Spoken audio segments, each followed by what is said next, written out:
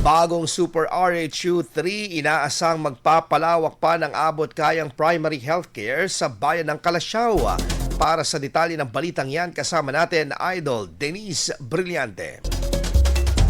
104.7 IFM Report.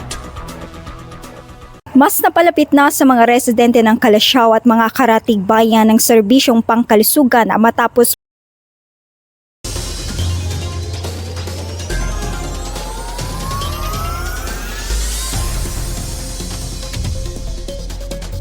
Mas napalapit na sa mga residente ng Calasiao at mga karatig bayan ng serbisyong pangkalusugan matapos formal na itinurn over sa lokal na pamahalaan ng Calasiao itong bagong Super Rural Health Unit 3 dito sa Barangay Dinalawan, Calasiao, Pangasinan noong Sabado, Mayo 8. Sa panayam ng IFM News Tigupuan, sinabi ng Municipal Health Office na ang naturang pasilidad ay magsisilbing nanay center na nakatuon sa mga serbisyong para sa mga ina at kanilang mga anak. Ang layunin ng Super Health Center is para ilapit pa natin yung mga services at yung mga services na maibibigay ng Super Health Center aside from yung dati na meron kami sa RH1 and RH2, meron kaming ultrasound, ECG, and X-ray. Tinatayang nasa 7 na malalapit na barangay kabilang ang mga barangay ng Lumbang at Ambatal ang inaasang makikinabang sa pasilidad. Kaugnay nito kabilang ang Calasiao sa 26 na Super Health Centers na planong itayo o tapusin sa lalawigan sa ilalim ng pondong inilaan ng DOH sa iba't ibang munisipalidad gaya ng Agno, Alcalá, Bani, Malasiki at Sison. 10 milyon ang inilaan ng ahensya para sa pagpapatayo ng pasilidad habang may karagdagang pondo namang inilaan ng LGU para sa mga kagamitan. Samantala, nakibahagi sa turnover ceremony ng representative ng ika-3 distrito ng lalawigan at DOH Regional Director at ang nag-donate ng lupain para sa naturang pasilidad sa Barangay Dinalawan. Matatandaang nauna nang isinagawa ang groundbreaking ceremony ng proyekto noong Oktubre 17, 2024. Kasama mo mula rito sa IFM News Tigupan, iso si Idol Denise Brillante, Tatak, IFM.